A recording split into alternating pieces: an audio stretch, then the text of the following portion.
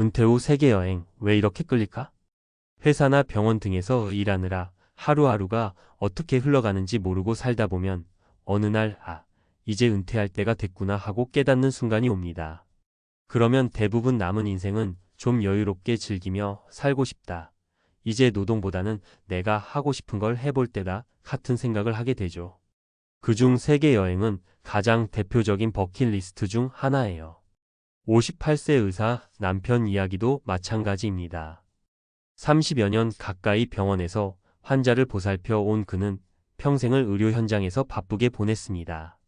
워낙 스케줄이 빡빡했던 탓에 가족과 여행다운 여행을 해본 적도 별로 없다고 해요. 그래서 퇴직금이 들어오자마자 이제야 내 마음대로 여행할 수 있겠다는 마음에 큰 결심을 했죠.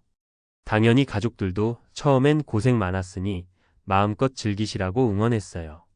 그런데 결과는 상상도 못한 최악의 결말이었습니다. 그가 어떤 문제를 겪었길래 그런 결론에 이르게 됐을까요? 그리고 그 사례가 주는 메시지는 과연 무엇일까요? 사례 1 재정 파탄을 부른 오랜 꿈의 무게. 은퇴 후 가장 먼저 생각해야 할 문제는 재정이에요. 사실 직장에서 꾸준한 월급이 나올 때는 별다른 고민 없이 생활 패턴을 유지하기 쉽습니다.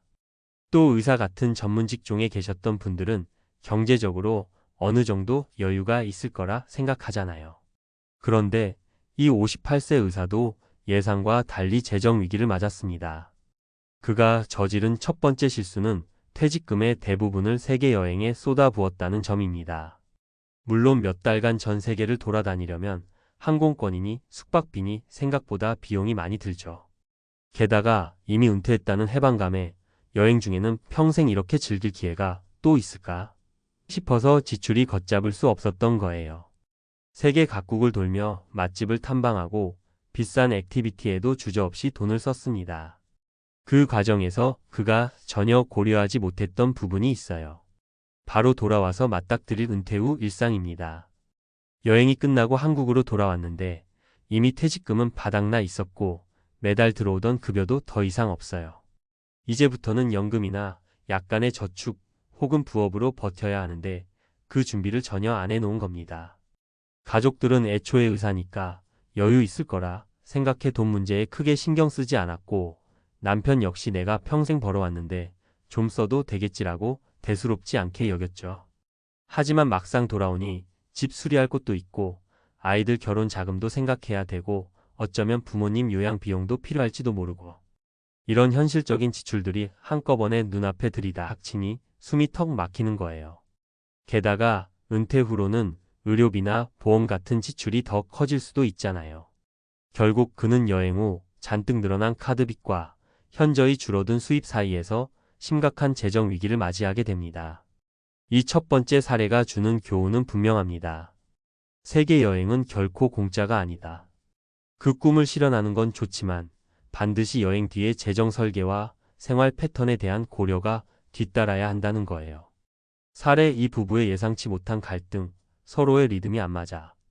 두 번째 사례는 이 세계 여행이 부부 관계에 어떤 영향을 주는지 보여주는 이야기입니다. 흔히들 은퇴 후에는 부부가 더 오붓하게 지낼 거라 기대하잖아요.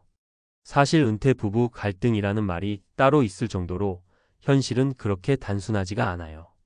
여행을 준비하면서 아내 쪽에서는 평생 바쁘게 살았으니 둘이서 오붓하게 해외여행을 다녀오면 추억도 쌓고 재미있을 것이라고 생각했대요.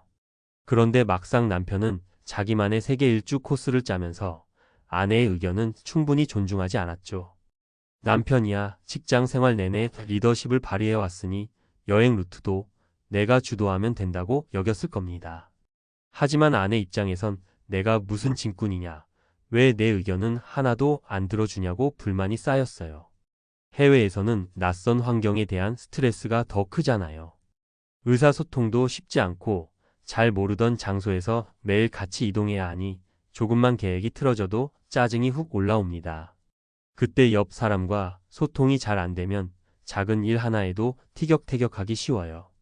게다가 오랫동안 각자 일하느라 집에서 얼굴 볼 일도 많지 않았던 부부가 갑자기 24시간을 같이 붙어 있다 보니 성격 차이가 여실히 드러나 버린 거예요. 문제는 여행에서 돌아온 후에도 갈등의 여파가 이어진다는 점입니다. 서로의 가치관 차이나 성격적 단점이 한번 드러나면 그걸 다시 감추기도 쉽지 않거든요. 결국 은퇴 후에는 부부끼리 더 돈독해질 수 있다는 기대가 오히려 예민함만 더 키워놓게 되죠. 이 사례에서 우리가 알 수 있는 건 은퇴 후 부부가 함께 여행을 계획한다면 상대방의 의견과 리듬을 최대한 존중하는 자세가 정말 중요하다는 거예요. 여행을 통해 서로 맞춰가고 감정을 나누는 시간이 될 수 있어야지 오히려 갈등이 폭발하는 계기가 되어선 안 된다는 말이죠. 사례 3일로부터의 해방, 그러나 정체성을 잃다. 마지막으로 소개해드릴 사례는 정체성과 관련된 문제예요. 직업이라는 건 생각보다 우리의 자존감과 밀접하게 연결되어 있습니다. 의사, 교수, 공무원, 회사원 등으로 불리면서 느끼던 자부심과 책임감이 은퇴와 동시에 한순간에 사라질 수도 있거든요. 그 58세 의사 남편도 처음엔 이제 병원 일 안 해도 된다. 자유다. 하고 외치며 신나게 비행기에 올랐죠. 그런데 해외 곳곳을 돌아다니다 보니 문득문득 이런 생각이 스치더래요. 내가 지금 누구지? 더 이상 의사가 아닌 내가 이 넓은 세상에서 어떤 역할을 할 수 있을까? 그 전까지는 의사라는 명찰에 자부심을 갖고 살았는데 그걸 내려놓고 나니 자기 자신을 어떻게 정의해야 할지 막막했던 겁니다. 여행 도중에는 이런 고민이 그나마 잊혀질 수도 있어요. 매일 새로운 곳에 가서 풍경을 보고 맛있는 음식을 먹고 흥미로운 체험을 하며 정신없이 지내니까요. 하지만 여행이 끝나면 현실은 피할 수 없습니다. 잠깐의 해방감 뒤에는 이제 뭐하지? 나를 필요로 하는 곳이 있을까? 하는 불안이 엄습합니다. 만일 건강이 좋지 않아 다시 일하지 못하거나 새로운 직업을 찾지 못한다면 삶의 목표를 어디서 찾아야 할까요? 이 세 번째 사례에서 우리는 직업을 은퇴했다는 이유로 나 자신이 사라지는 게 아니라는 사실을 알아야 해요. 은퇴가 아니라 새로운 시작이라고 생각할 필요가 있어요. 그래야만 정체성을 잃지 않고 오히려 이를 떠난 후의 삶에서 또 다른 보람을 찾을 수 있습니다. 취미활동이든 봉사든 혹은 작은 규모라도 자신이 잘할 수 있는 일을 다시 시작하든 선택지는 많아요. 문제는 이를 위해 미리 준비하고 고민해 봐야 한다는 거죠. 갑작스럽게 찾아온 은퇴와 긴 시간의 여행은 우리에게 휴식을 주지만 동시에 내가 앞으로 무엇을 할 것인가에 대한 깊은 불안을 초래할 수도 있습니다. 은퇴 후 세계 여행, 어떻게 하면 현명하게 즐길까? 재정 계획부터 세운다. 먼저 가용 예산을 확실히 파악하고 여행 기간과 소비 패턴을 미리 시뮬레이션해 보는 게 중요해요.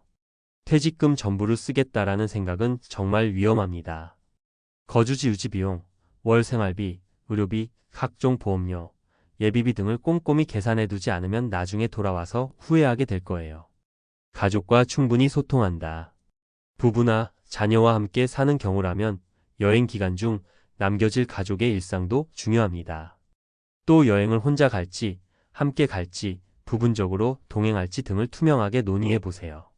가능하다면 여행 중에도 서로 연락을 자주 하고 일정과 에피소드를 공유해 보는 게 좋습니다. 내가 힘들게 번 돈이니 내 마음대로 쓴다라는 태도는 갈등만 키울 뿐이에요.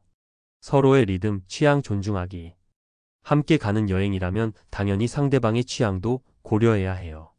한 사람이 모든 걸 결정하고 이끄는 여행은 갈등을 불러일으키기 쉽습니다.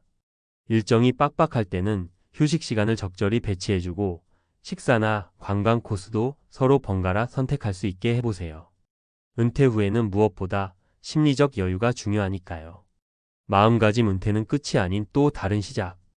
여행 자체도 좋지만 여행 이후 내가 어떻게 살지 고민이 필요한 시기예요. 아무것도 하지 않고 시간을 보내면 문득 나는 누구지? 하는 허무감에 빠질 수 있습니다. 은퇴 후 새로운 취미나 소일거리를 일찍부터 탐색해보고 봉사나 동호회 활동, 파트타임 일자리 등을 모색해두면 좋겠죠. 내가 누군가에게 의미 있는 사람이라는 느낌을 받을 수 있어야 은퇴 후에도 자존감을 지킬 수 있습니다. 마무리하며 사람마다 상황은 다르겠지만 은퇴 후의 삶에는 기대와 설렘만큼이나 알게 모르게 낭패를 볼 수 있는 지점이 숨어 있어요. 퇴직금으로 세계 여행을 갔다가 돌아온 58세 의사 남편의 사례는 그 중에서도 재정적, 심리적, 관계적 문제가 한꺼번에 터져 나온 안타까운 예입니다. 하지만 이 이야기가 주는 교훈은 분명합니다.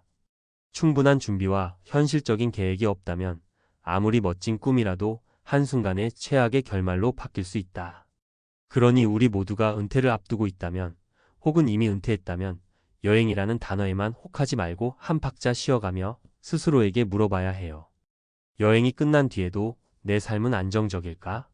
이 여행이 내 인생에 어떤 의미를 줄까? 가족과의 관계는 더 좋아질까?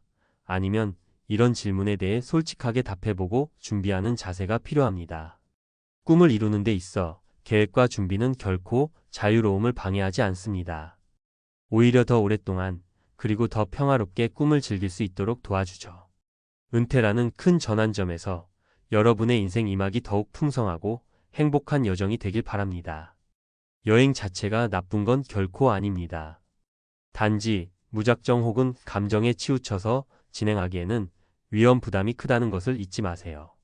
부디 이야기가 은퇴 후 삶을 고민하시는 분들에게 조금이라도 현실적인 도움과 깨달음을 드릴 수 있기를 바랍니다.